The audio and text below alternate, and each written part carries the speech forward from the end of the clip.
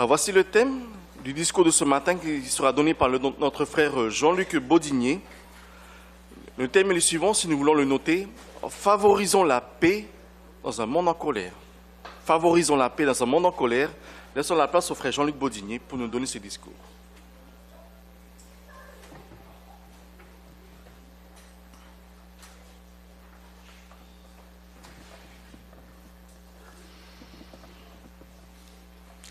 La scène se passe au Nicaragua. Le chien du voisin vient boire le bol de lait qui avait été posé sur la table et réservé pour un bébé. Le père du bébé demande réparation, va voir son voisin, le propriétaire de l'animal, et entre les deux hommes, le ton monte. La dispute commence à prendre de l'ampleur. Et finalement, la discussion se termine à coups de couteau. Les deux personnes finissent à l'hôpital pour une longue hospitalisation. Qu'est-ce que cette petite histoire illustre? Bien que, quelquefois, pour des broutilles, des personnes vont laisser certains sentiments se développer en eux et qui vont transformer de simples incidents en des événements, voire catastrophiques, quelquefois. Et c'est vrai que si chacun avait été disposé à faire un pas, à essayer de comprendre et puis régler simplement cette petite histoire de lait disparu, soit par une réparation, soit par des excuses, bien certainement on n'aurait pas eu une conséquence aussi grave, n'est-ce pas? Alors ça vous fait sans doute penser à un passage de la Bible, Matthieu chapitre 5, verset 39. Nous allons le lire ensemble si vous voulez. Matthieu chapitre 5 et le verset 39.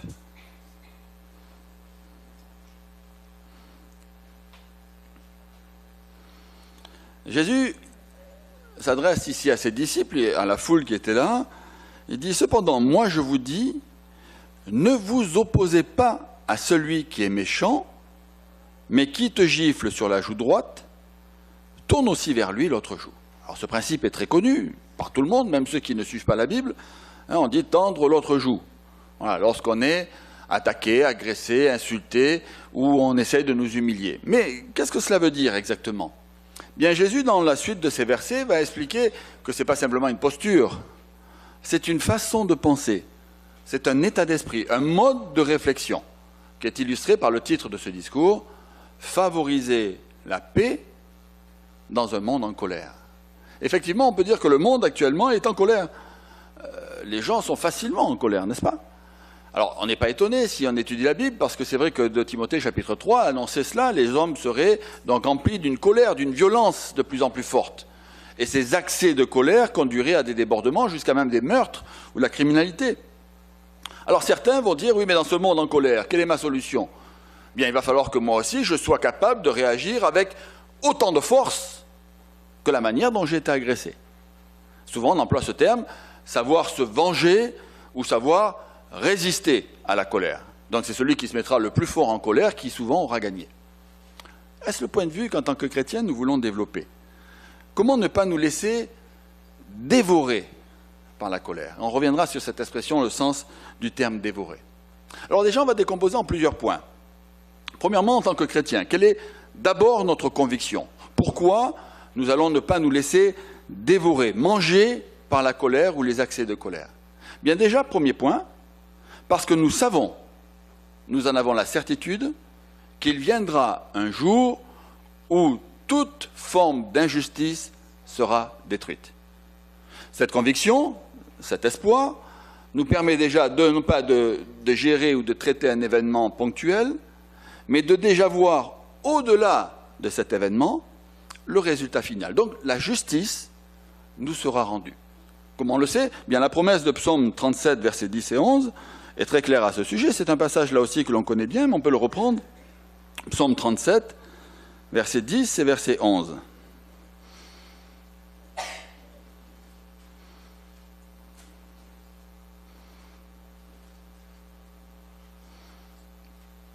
Alors il y est dit, « Un peu de temps encore, et le méchant ne sera plus.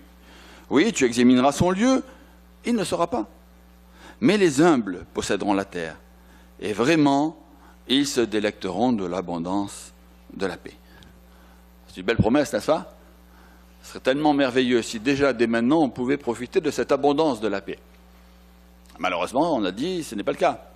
On vit toujours dans un système dominé par la violence, dominé par cette manière de réagir, de pouvoir se venger ou se mettre en colère ou s'irriter contre quelqu'un qui nous fait du mal, que ce soit à juste titre ou que ce soit la façon dont on le perçoit ou on imagine qu'on ait reçu cette action mauvaise. Alors, cette promesse est intéressante. Dieu parle de cette abondance de paix. Donc déjà, comme on le répète souvent, se projeter dans le monde nouveau est la base.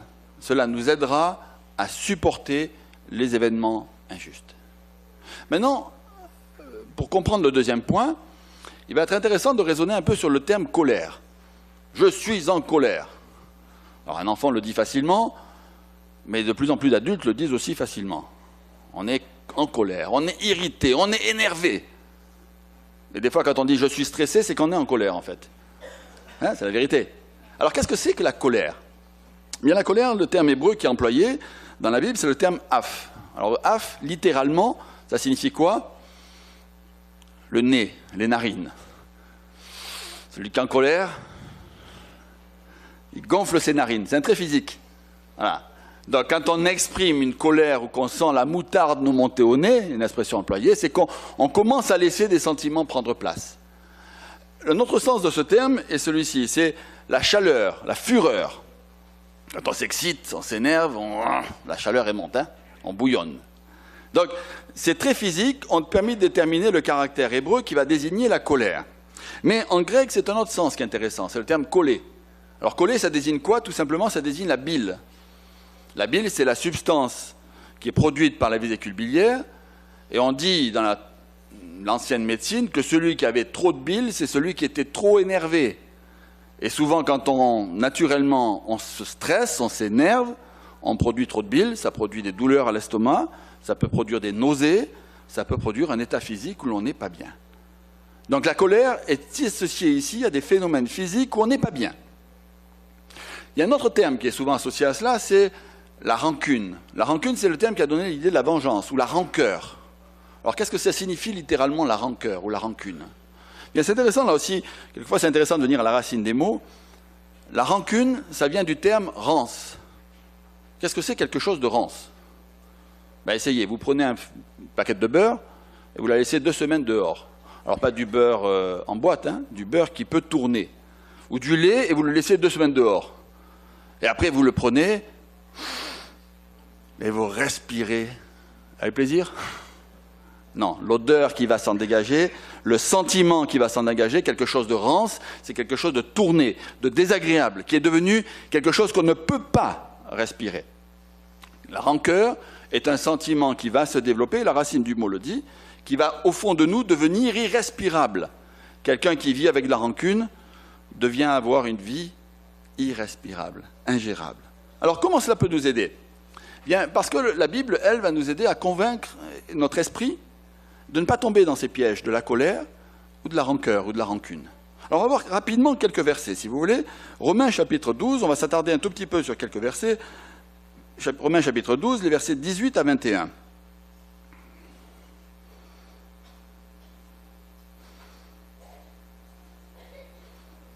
Alors, si nous prenons ces versets, commençons avec le verset 18. « Si possible, pour autant que cela dépend de vous, soyez en paix avec tous les hommes. » Alors, cette phrase est vraiment intéressante. Imaginez que le verset dise simplement « Soyez en paix avec tous les hommes ». Possible ou pas possible? Possible si on le veut, oui, mais pas possible si les autres ne le veulent pas. Donc, la Bible précise ici par 2 phrases. « Si possible » et « pour autant que cela dépende de vous ». Donc, il y a des conditions, sine qua non, des conditions attachées au fait d'être en paix, qui sont de faire, nous, de notre côté, tout ce que l'on peut. Maintenant, on envisage le fait que, quelquefois, certaines personnes ne veulent pas vivre en paix. Certaines personnes, alors pour des raisons volontaires ou pour des raisons involontaires, n'arrivent pas à vivre en paix. C'est une condition de ce système. L'accepter, c'est déjà pouvoir y résister. Pourquoi? Parce qu'après le verset 19 va montrer ce sens-là. Il dit, lorsqu'on a compris ce sens, ne vous vengez pas vous-même, bien-aimés, mais donnez du champ à la colère. Alors qu'est-ce que ça veut dire donner du champ à la colère? Donner de l'espace à la colère? Donner la possibilité à la colère de s'exprimer en nous? Non. Même si c'est difficile, même si les gens ne veulent pas, même si les gens ne favorisent pas la paix, même si les gens s'opposent à nous, ne donnons pas de liberté à la colère. Ne donnons pas de moyens, de capacité à la colère. Alors, c'est pas facile, hein, c'est pas facile. On a tous vécu ces situations où les narines se sont un peu dilatées et puis le sang est devenu chaud. Oui, mais si on ne fait pas cela, bien, on est en train de transgresser le principe suivant. Car il est écrit, « À moi la vengeance, c'est moi qui payerai en tour, dit Jéhovah. » Donc, est-ce que ce verset veut dire que Jéhovah, lui, il a le droit de se mettre en colère? Jéhovah a le droit d'exploser, d'agir violemment? Et là, le sens du mot vengeance est intéressant, parce que la vengeance, dans le sens biblique, n'est pas l'idée du tout « tu m'as fait cela, je vais te faire la même chose ». Comme ça, tu vas comprendre la douleur que ça provoque. C'est le sens du mot vengeance, souvent associé dans l'esprit de tous. La vengeance, dans le sens biblique, est associée à l'exercice de la justice. Littéralement, le terme veut dire rendre, donner un acte de justice. Donc, quand Jéhovah dit « à moi la vengeance », il dit « à moi le jugement », à moi l'exercice de ce jugement, de cette autorité, à moi la sanction. C'est le verset que nous avons vu en introduction de ce sujet. Lorsque quelquefois nous sommes amenés, nous aussi, à être des instruments de Jéhovah pour exercer sa vengeance, cela ne veut pas dire que nous avons le droit de rendre le mal pour le mal. Non, bien au contraire, nous avons le droit d'exercer, dans certains cas, une forme de justice limitée en conséquence d'un acte. D'ailleurs, la preuve, eh bien, elle est donnée dans le verset suivant. Bien, verset 20, il dit « Mais si ton ennemi a faim, donne-lui à manger. S'il a soif, donne-lui à boire. Car ce faisant, tu entasseras des charbons ardents sur sa tête. » Et le verset 21 conclut « Ne te laisse pas vaincre par le mal, mais continue à vaincre le mal par le bien. » Alors ça, c'est la partie peut-être la plus dure. Hein. Faire du bien à ceux qui nous font du mal. On répète, faire du bien à ceux qui nous font du mal. Ce n'est pas devenu un réflexe naturel chez l'être humain à notre époque. Et particulièrement, même si nous sommes chrétiens, même si nous sommes éduqués dans la parole de Dieu, notre imperfection et surtout le contexte dans lequel nous vivons fait que nous avons plutôt le réflexe de, au moins, rendre le mal qu'on nous a fait de la manière dont on nous a fait du mal. Voilà. Même dans la famille, même dans le couple, même avec nos amis, et particulièrement des fois dans le cadre du travail ou des relations professionnelles. Cette notion de ne pas rendre le mal pour le mal est restrictive, mais la Bible va plus loin. Elle ne dit pas simplement de s'abstenir de faire du mal, elle dit de rendre le bien pour le mal. Un peu comme Jésus avait invité à aller vers son prochain pour aimer son prochain, sans attendre que celui-ci nous aime. Alors, là aussi, on pourrait dire, oui, c'est un beau principe. Et nous, témoins de Jéhovah, nous nous efforçons de l'appliquer, on le répète tout le temps. Hein. On est connus pour la paix. On dit qu'on est des gens pacifiques. On n'est pas des pacifistes parce qu'on ne veut pas imposer la paix. On est des gens qui veulent vivre en paix. Alors, vivre en paix, très bien, nous essayons de vivre en paix. On ne participe pas aux guerres, on ne fait pas de service militaire, on n'est pas violent, on n'est pas connu comme étant bagarreur. Mais est-ce qu'il peut y arriver que des situations font que la paix puisse être perdue, y compris même dans la congrégation, y compris même dans nos familles, y compris même avec nos compagnons chrétiens, y compris même avec ceux que donc on aime naturellement? Y a-t-il des choses qui, quelquefois, peuvent nous faire perdre la paix? Alors pour cela, il y a peut-être une petite histoire que vous connaissez. On parle souvent des fables d'Ésope. Hein, vous connaissez ces fables d'Ésope qui ont inspiré celles de La Fontaine. Et l'histoire dit que Ésope était avec son enseignant, son maître, et celui-ci lui a demandé d'aller au marché, où on vend les produits, les légumes et la viande, et d'acheter pour le repas ce qu'il y a de meilleur. Alors Ésope va au marché, et là, à cette époque-là, un des mets préférés, qui est considéré comme un des plus goûteux, c'est la langue de bœuf. Voilà, ça se mange toujours à notre époque, dans certaines cultures. Hein, c'est la langue de bœuf. Alors qu'est-ce qu'il fait? Il a acheté plein de langues. Il les a préparées de manière goûteuse et il les a servies au repas. Alors son enseignant lui dit, mais pourquoi as-tu choisi la langue? Il dit, parce que la langue signifie beaucoup de choses. La langue, c'est la langue de la sagesse, la langue de la vérité, la langue de l'encouragement, la langue qui permet de guérir, de soigner, de donner des informations, de transmettre le savoir, la connaissance. Son maître le félicite. Le lendemain, il lui demande, va chercher maintenant au marché ce qu'il y a de pire. On commence à deviner. Et que va-t-il ramener? De la langue. Et il prépare la langue de la pire des façons. Infecte, immangeable. Pourquoi? L'enseignant lui demande, mais tu as choisi le même produit. Il dit oui, parce que la langue, c'est aussi la source de la division, la source de la haine, ce qui va briser les gens, les couples, les amis. La langue mal préparée devient le pire des repas. Alors, il n'y a pas besoin de taire une grande morale, on comprend de suite le sens. L'instrument qui va souvent ne pas favoriser la paix est souvent l'usage de notre langue, pour le meilleur et quelquefois pour le pire. Alors, pourquoi parlons-nous? C'est vrai qu'on parle pour communiquer avec nos semblables, c'est normal. La parole fait partie de l'échange. Imaginez si on n'a pas de parole, déjà je serai là au pupitre, vous ne comprendrez rien. La parole est indispensable pour l'échange de la pensée. Elle est indispensable aussi pour la construction de choses. On voit bien la tour de Babel, lorsque les langues ont été mélangées, la construction de la tour a été impossible. Il a fallu communiquer, comprendre, échanger. Mais c'est vrai que l'on dit que la langue est l'expression de la parole, mais la parole est l'expression de la pensée. Donc si on schématisait, il y a une pensée, on réfléchit. Ça passe souvent au travers du filtre du cœur symbolique, hein, les sentiments, et ça va sortir. Et là, il y a un filtre, qui est la bouche, la langue.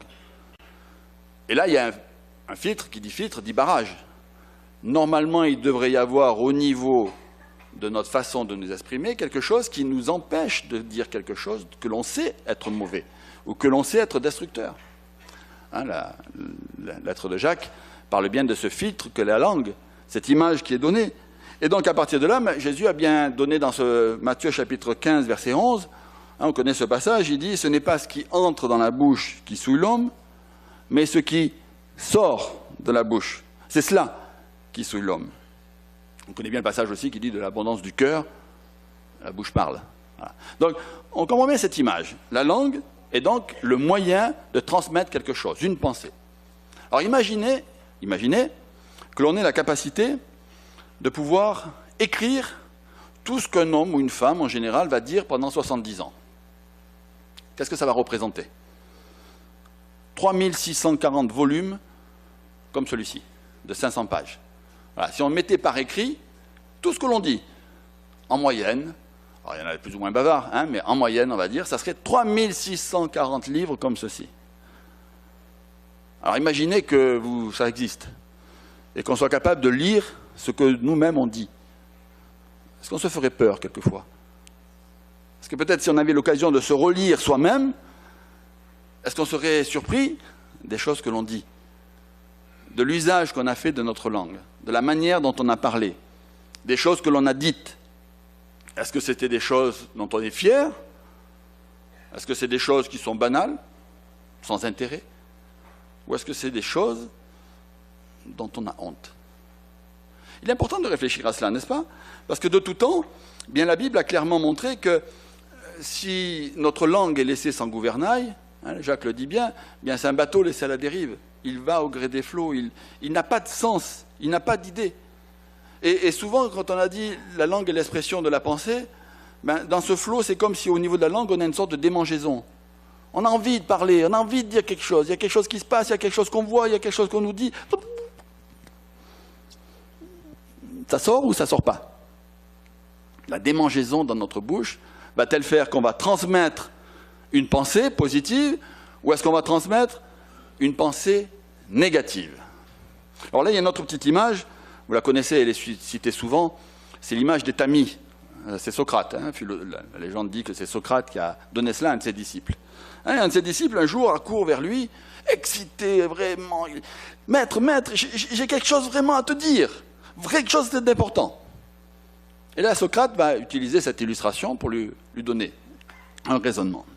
Et il lui dit, attends, avant de me répondre, de me dire ce que tu as à dire, est-ce que tu as fait passer ta parole par les 3 filtres? Alors je vais remplacer cela par dire par les 3 passoires. Alors c'est quoi les 3 passoires auxquelles Socrate faisait raisonner? Bien, il dit, la première passoire que l'on va mettre donc devant notre bouche, symboliquement, c'est le filtre de la vérité. Ce que tu vas me dire, est-ce que c'est absolument vrai? Alors le disciple répond, je le pense. Mais enfin, je n'ai pas vu de mes propres yeux. C'est un camarade qui m'a dit ce qui s'est passé, mais il m'a dit c'est un secret. Surtout, il ne faut pas le dire.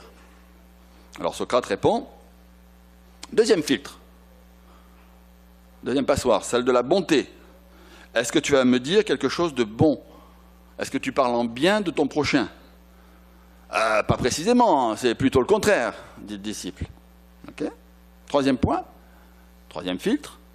Est-ce que ce que tu vas me dire est absolument indispensable? Est-ce que c'est nécessaire que je le sache? Et là, le disciple répond non, pas tout à fait. Non, enfin, je pensais que ça pourrait t'intéresser. Et là, Socrate répond, eh bien, mon ami, si ce que tu vas me dire n'est ni indispensable, ni bon, charitable, et n'est pas sûr d'être vrai, pourquoi vas-tu en parler? Efface-le de ta mémoire et parlons de choses plus sages. Voilà. Alors c'est une belle image, on la connaît tous, on l'a déjà entendue de nombreuses fois dans de nombreux sujets, mais c'est une image intéressante parce qu'on ne nous demande pas en tant que chrétiens de ne plus parler. Le silence n'est pas possible, on n'a pas été créé pour cela. On a été créé pour communiquer, on a été créé pour partager ensemble des pensées, des idées. Et maintenant, la question va être de savoir quel usage on va faire de cette liberté. Quel usage on va faire de cette capacité. Et c'est vrai que c'est une excellente leçon qui nous est donnée ici. On est tout le temps, c'est normal. Il n'y a pas de... on ne peut pas l'éviter. On va être tout le temps confronté à des situations où on parle les uns des autres. Où on parle de ce que des gens ont fait, de ce que notre famille a fait, de ce que nos compagnons chrétiens ont fait. Oui, c'est normal. Alors le premier filtre, c'est lequel? On l'a dit, c'est nous-mêmes. Qu'est-ce que je vais dire? Pourquoi je vais le dire? Est-ce que c'est bon ce que je vais dire? Mais ensuite, il y a un autre filtre. Lequel? L'oreille. L'oreille de celui qui reçoit. Est-elle un filtre? Est-ce qu'elle laisse passer tout ce qui a pu être dit?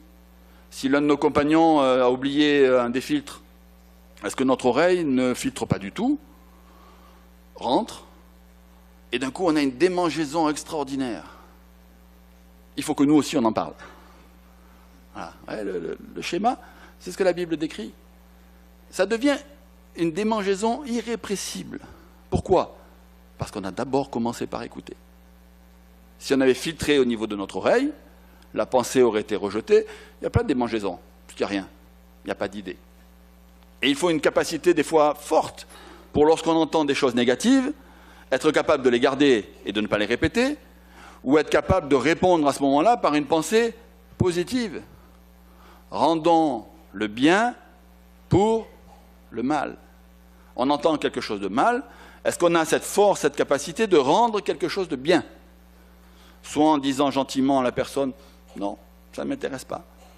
Ou si on la connaît mieux, attention, ce que tu es en train de dire n'est pas du tout positif. Et on rend le bien pour le mal. Il est donc vraiment important de réfléchir sur cela.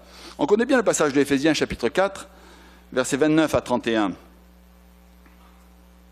Éphésiens chapitre 4, versets 29 à 31.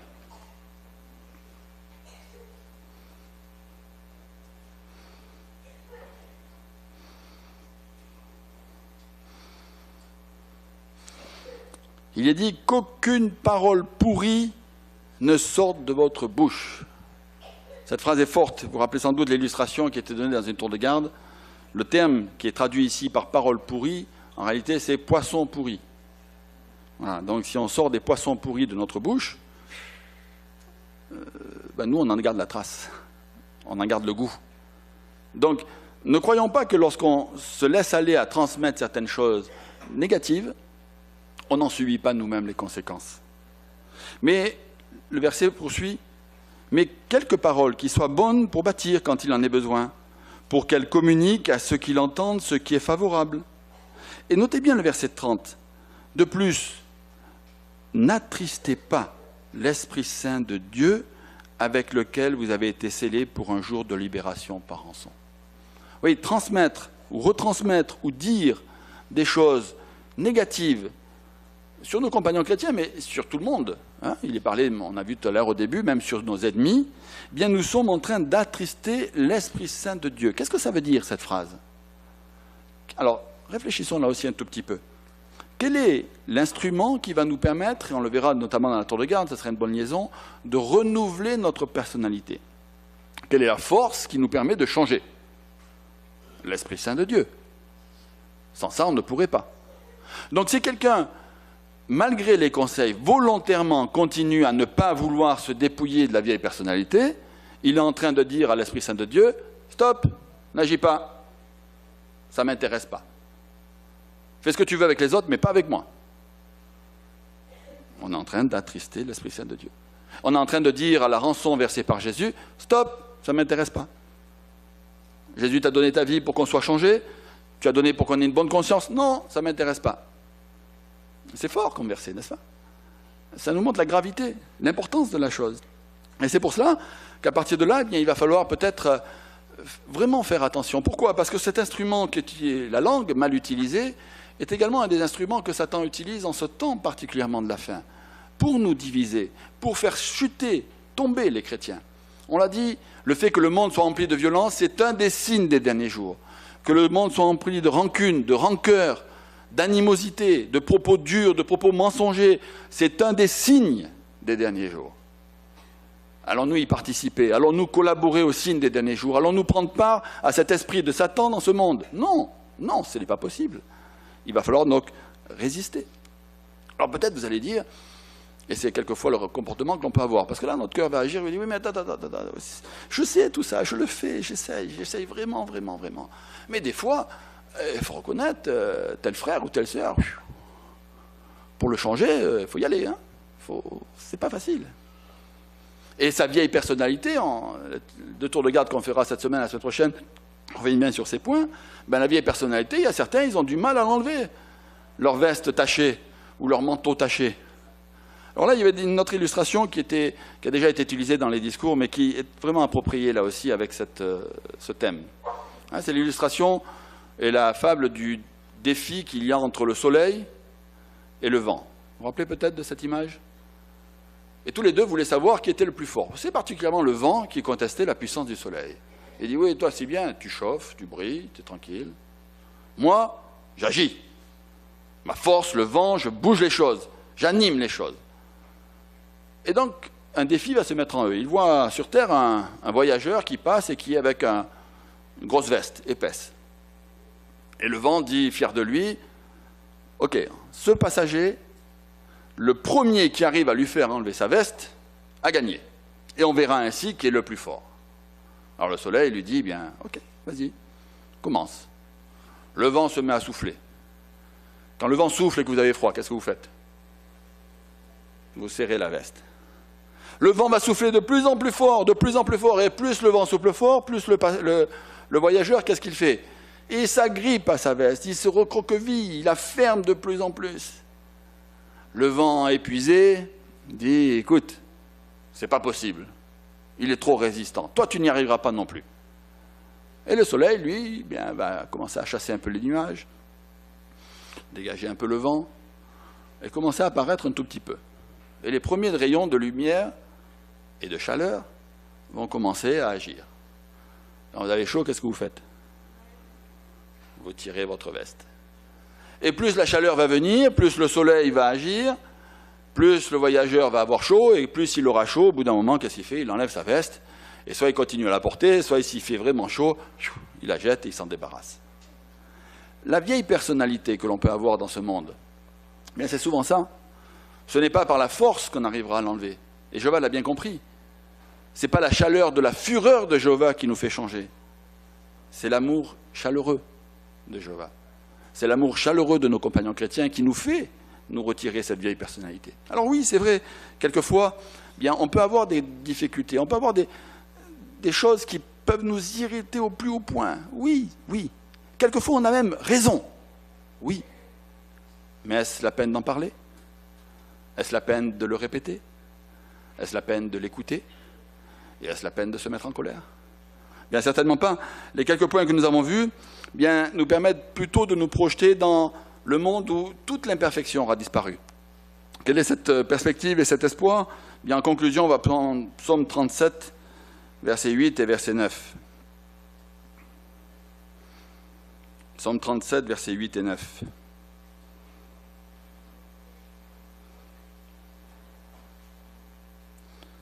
Il dit « Laisse la colère et abandonne la fureur.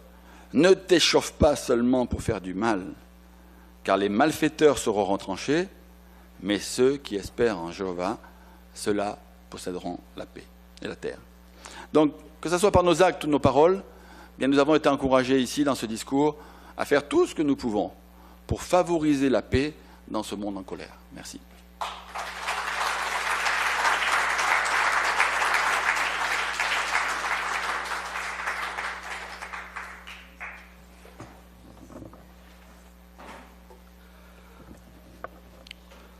Nous sommes tous à féliciter pour l'attention soutenue que nous avons manifestée pendant ce discours. Nous remercions aussi le frère Jean-Luc pour cet excellent discours qui nous a encouragés vraiment, nous a bien conseillé comment nous pouvons favoriser la paix, non seulement entre nous, avec les membres de notre famille, mais aussi avec nos compagnons chrétiens. La semaine prochaine, c'est un autre thème qui sera développé. Nous avons été encouragés justement à ne pas faire comme le monde. Bien, le thème de la semaine prochaine sera « Les chrétiens se tiennent séparés du monde. Pourquoi est-ce bénéfique ?» Et c'est notre frère Nayashin qui nous le donnera donc samedi prochain à la même heure dans cette même salle du royaume. Nous allons pouvoir à présent passer à l'étude de la Tour de Gane. Nous allons inviter le frère Jacques Inoundi pour nous diriger cette partie.